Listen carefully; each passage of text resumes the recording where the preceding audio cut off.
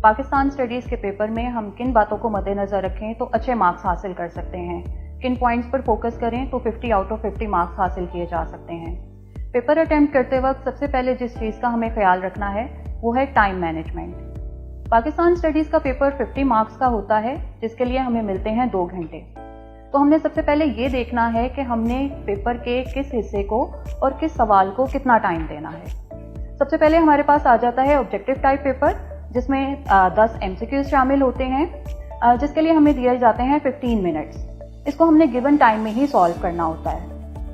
अब हम आ जाते हैं सब्जेक्टिव टाइप पेपर की तरफ। इसमें शॉर्ट क्वेश्चंस और लॉन्ग क्वेश्चंस शामिल होते हैं।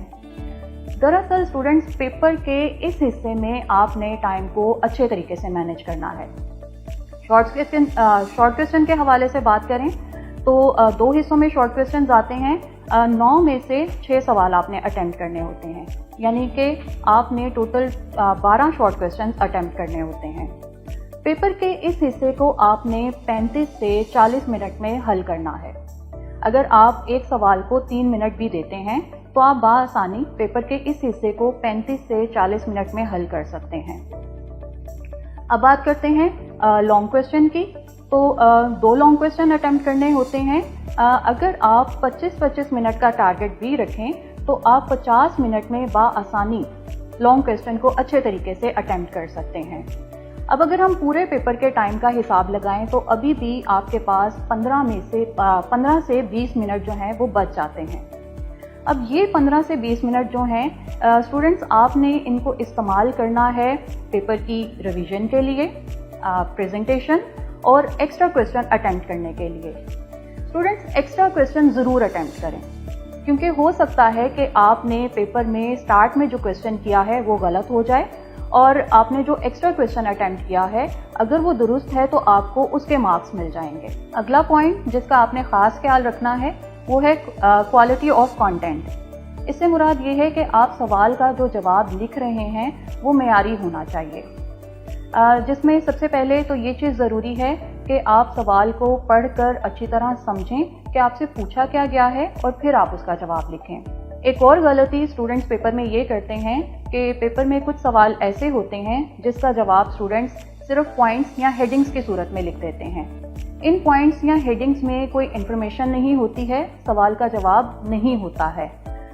मसलन अगर हम सवाल देखें कि 1973 के आइन की 2 इस्लामी दिफात तहरीर करें तो इसमें स्टूडेंट सिर्फ हेडिंग्स की सूरत में इसका जवाब दे देते हैं कि मुल्क का नाम और सरकारी मजहब।